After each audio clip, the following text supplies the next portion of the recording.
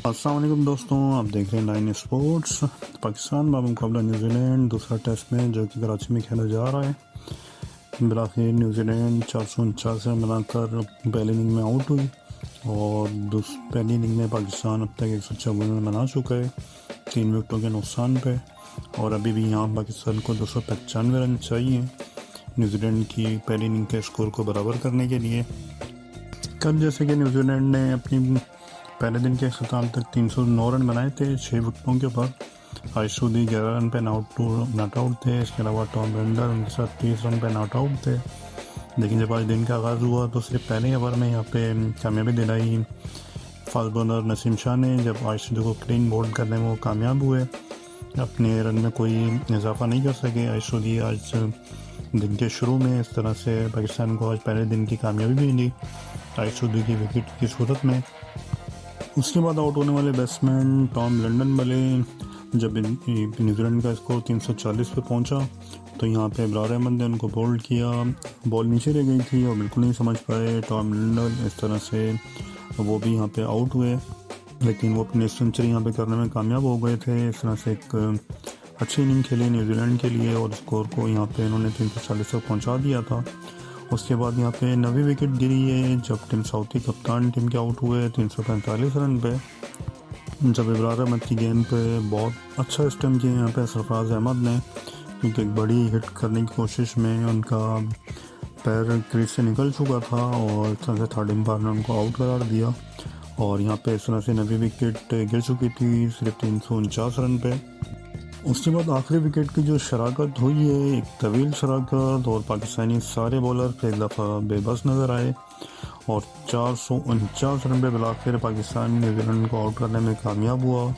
इंतहाई कीमती शराकत यहाँ पे की एजाज पटेल ने मैट हेनरी फास्ट बॉलर के साथ और एक रिकॉर्ड कायम कर दिया न्यूजीलैंड की तरफ से 10वीं विकेट की शराकत में। और इस तरह से शानदार 105 रन का यहाँ पे इजाफा किया दोनों प्लेयर्स ने। और ख़ासकर मैट हेनरी की यहाँ पे जितनी तारीफ की जाए कम है, क्योंकि इस आखिरी विकेट की शराकत में जिस तरह से उन्होंने खेल पेश किया है इंतहाई ज़बरदस्त था। फुल कंट्रोल था तमाम स्ट्रोक्स के ऊपर। इनको ना सिर्फ 8 चौके लगाने में कामयाब हुए बल्कि 2 छक्के भी इनिंग में शामिल थे और इस तरह से वो नॉट आउट रहे। 68 रन बना के आखिरी विकेट जो गिरी है एजाज पटेल की, जिसको आगा सलमान ने कैच किया। एक दफ़ा फिर यहाँ पे कामयाब बॉलर बने इब्रार अहमद और इस तरह से बिलाखिर ख़ात्मा हुआ यहाँ पे न्यूजीलैंड की इनिंग का 449 रन के ऊपर। पाकिस्तान की बॉलिंग की अगर बात की जाए, एक बार फिर कामयाब बॉलर बनाए यहाँ पे इब्रार अहमद, 4 विकेटें वो लेने में कामयाब हुए। इसके अलावा नसीम शाह के हिस्से में 3 विकेटें आई, आगा सलमान के हिस्से में भी 3 विकेटें आई।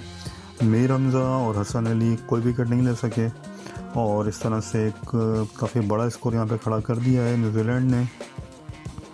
फिर वो एक दफ़ा प्रॉब्लम थी आज भी हमारी बॉलिंग लाने की तरफ से। कल जिस तरह से शानदार शराकत की थी पहले विकेट की पार्टनरशिप में 134 रन की, और जब हमने विकेटें ले ली यहाँ पे 278 रन पे 5 यहाँ पे विकेटें आउट हो चुकी थी। उसके बाद 279 पे भी 6 आउट यहाँ पे हो गए थे न्यूजीलैंड के। लेकिन जिस तरह से आइशुदी ने फिर पार्टनरशिप कायम की यहाँ पे ब्रेसवेल के साथ, बेंडल के साथ, और तो स्कोर यहाँ पे वो 340 रन तक बनाने में कामयाब हुए। कल भी हम ब्रेक थ्रू नहीं दिला सके और आज भी फिर यही हुआ कि आखिरी विकेट की शराकत में जिस तरह से 105 रन हमने दे दिए हैं, ये बहुत बड़ा ब्लंडर हुआ है आज कप्तान बाबर आजम की तरफ से, क्योंकि इतनी तवील शराकत बिल्कुल नहीं होनी चाहिए थी।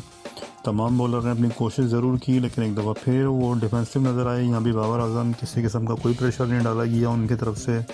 हालांकि टेल एंडर थे, ये भी कोई ख़ास बैट्समैन नहीं थे जिसके साथ वो आखिरी विकेट की शराकत कर रहे थे एजाज पटेल। लेकिन उसके बावजूद जिस तरह से दिल खोल के हमारे बॉलर्स ने यहाँ पे रन खाए हैं और लग ऐसे रहा था कि शायद ये स्कोर बड़ा करने में कामयाब हो ही जाएंगे, और हुआ भी आखिर यही। मीर हमज़ा जो हसन अली जो अपने कम बैक कर रहे हैं, एक दफ़ा फिर कोई खातिर कारकर्दगी नहीं दिखा सके इस पहली इनिंग में। ख़ासकर मीर हमज़ा की अगर बात की जाए तो बहुत बात थी इनकी कि जो टीम में शामिल किया जाए। और अब ये दूसरे मैच की 3 इनिंग टोटल हो चुकी हैं, कोई विकेट अभी तक मीर हमज़ा के हिस्से में नहीं आई है। हसन अली तो बहुत टाइम के बाद अपना कमबैक कर रहे हैं। बॉलिंग अच्छी की हसन अली ने यहाँ पे, लेकिन वो विकेट कोई लेने में कामयाब नहीं हुए। नसीम शाह की तारीफ़ की जाए कम है, क्योंकि सिर्फ वही फास्ट बॉलिंग में नज़र आए। यहाँ पे 3 विकेटें भी उन्होंने हासिल की हैं। इसके अलावा अबरार अहमद हमेशा की तरह फिर सबसे ज़्यादा वो यहाँ पे 4 विकेटें लेने में कामयाब हुए हैं। आगा सलमान 3 विकेट यहाँ पे ज़रूर उन्होंने ली है, लेकिन मैं पहले जैसा आपको कह रहा था कि यकीनन यहाँ पे एक पाकिस्तान स्पिनर से कम किया है, और जिस किस्म की ये विकेट बता रहे थे कि फास्ट बॉलिंग को साजगार होगी, अब तक कोई ख़ास देखने में नहीं आया है फास्ट बॉलिंग के हवाले से यहाँ पे विकेट में। और एक बार फिर हमारे बॉलिंग लाइनअप वीकर लिंक नज़र आया है यहाँ पर भी इस मैच में। पहली इनिंग में न्यूजीलैंड के ख़िलाफ़ और जिस तरह की कारकर्दगी आ रही है हमारे ख़ासकर फास्ट बॉलिंग की तरफ से, वो सबसे बड़ी प्रॉब्लम बन रही है। इस वजह से स्पिनर्स को किसी किस्म की हेल्प नहीं मिलती है दूसरे एंड से, और एक दफ़ा फिर यहाँ पे यही प्रॉब्लम नज़र आई पाकिस्तान को। और जितना बड़ा स्कोर खड़ा यहाँ पे कर दिया न्यूजीलैंड ने, और अब जिस तरह से पाकिस्तान अपनी दूसरी इनिंग में सिर्फ 154 रन पे 3 विकेटें गंवा भी चुका है, क्योंकि फिर पाकिस्तान की ओपनिंग शराकत का इंतहाई मायूसकुन यहाँ पे आगाज़ था। सिर्फ 27 रन पे अब्दुल्ला शफीक सिर्फ 19 रन बना के एक दफ़ा फिर मैट हेनरी की शॉर्ट पिच डिलीवरी पे कैच थमा बैठे यहाँ पे बाउंड्री पे, और सिर्फ 19 रन वो कर पाए। मुसलसिल फ्लॉप के कारकर्दगी सामने आ रही है यहाँ पे अब्दुल्ला शफीक की, सिवाय इंग्लैंड के पहले टेस्ट मैच की पहले इनिंग की सेंचुरी बनाने के बाद अभी तक कोई ख़ास कारकर्दगी उनके सामने नहीं आई है। और एक दफ़ा फिर यहाँ पे पाकिस्तान को मुश्किल में डाला हमारे ओपनिंग प्लेयर ने। इमाम लोग अच्छी फॉर्म में अभी तक लगे रहे हैं और अभी तक वो नॉट आउट हैं। 74 रन वो बना चुके हैं, जिसमें से 9 चौके 1 छक्का शामिल है। उसके बाद शान मसूद, अजीब व गरीब आज उनकी बैटिंग थी, कुछ समझ में नहीं आ रहा था किस किस्म की बैटिंग करना चाह रहे हैं। 11 गेंदों में 20 रन वो ज़रूर बनाए हैं, जिस तरह से एजाज पटेल को बैक टू बैक 3 चौके भी उन्होंने मारे, और एक दफ़ा फिर उसी कोशिश में अपनी विकेट थ्रो कर बैठे वो एजाज पटेल को। और इस तरह से उनकी इनिंग का भी ख़ात्मा हुआ जब पाकिस्तान का स्कोर सिर्फ यहाँ पे 56 रन था। तो उसके बाद बाबर आजम की अच्छी शराकत कायम होना शुरू हुई थी ओपनर इमामुल हक के साथ, और स्कोर 99 रन तक ले भी गए दोनों। एक दफ़ा फिर अपनी क्लास यहाँ पे शो कर भी रहे थे।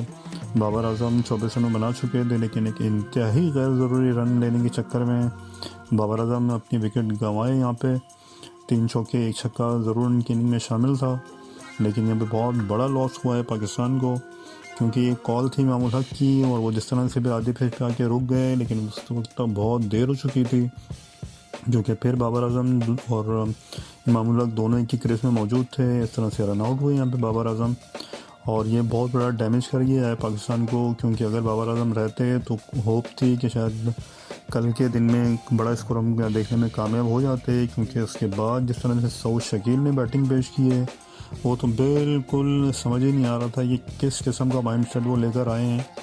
42वें बॉल पे जाके उन्होंने अपना पहला रन लिया है सऊद शकील ने, और अब तक 75 गेंदें खेल के सिर्फ 13 रन वो बना चुके हैं। तो इस तरह से अपने पर ये प्रेशर लेते चले जाएंगे तो फिर बहुत मुश्किल हो जाएगा पाकिस्तान को यहाँ पे स्कोर करना।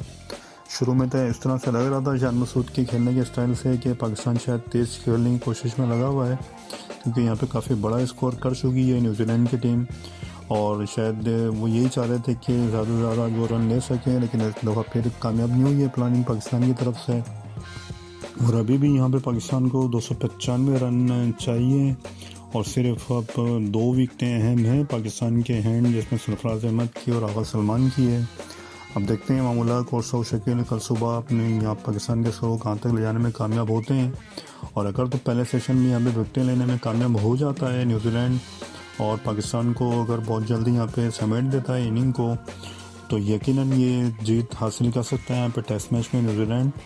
और अब तो 2 ही सूरत नज़र आ रही है इस मैच के हवाले से, या तो ये मैच ड्रॉ की तरफ जाएगा या फिर न्यूजीलैंड की जीत पे ख़त्म हो सकता है। इंतहाई इम्पॉसिबल नज़र आ रहा है कि पाकिस्तान के पास यहाँ पे कोई चांस बनता हुआ नज़र आए इस मैच को जीतने का।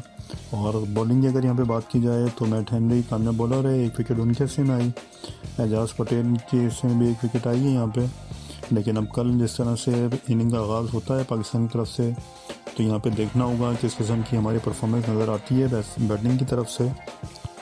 लेकिन यहाँ पे अब्दुल्ला शफीक और शान मसूद की अगर बात की जाए तो दोनों जिस तरह से मायूसून कारकर्दगी कंटिन्यू दे रहे हैं, ये बिल्कुल भी अच्छा साइन नहीं है। इन दोनों प्लेयर जिस कैलिबर के हैं और अपने आप होम कंडीशन में खेल रहे हैं, अगर होम कंडीशन का आप फ़ायदा नहीं उठा सकते हैं। यहाँ पे इंग्लैंड के भी ओपनर्स ने आके अच्छी स्ट्रोक प्ले का मुजाहरा किया, सेंचुरी स्कोर की। उसके अलावा न्यूजीलैंड की ओपनिंग भी अब तक अच्छी यहाँ पर परफॉर्मेंस देने में कामयाब हुई है, लेकिन प्रॉब्लम सिर्फ हमारी शुरू के बैट्समैन को आ रहा है, खासकर शान मसूद, अब्दुल्ला शफीक मुसलसिल कोई ख़ास कारकर्दगी नहीं दे रहे हैं और बहुत कुछ इनको काम करने की ज़रूरत है अपनी बैटिंग के हवाले से। देखते हैं जी अब कल किस किस्म की हमारी बैटिंग की आती है परफॉर्मेंस, और अगर यहाँ पे तो पूरा दिन यहाँ पे खेलने में पाकिस्तान कामयाब हो जाता है तो शायद ड्रॉ की तरफ मैच जाता हुआ नज़र आता है, नहीं तो ठीक ठाक यहाँ पे अब न्यूजीलैंड ऊपर चला गया है पाकिस्तान से और काफ़ी अच्छे चांसेस यहाँ पे लग रहे हैं एक दफ़ा न्यूजीलैंड को मैच जीतने के।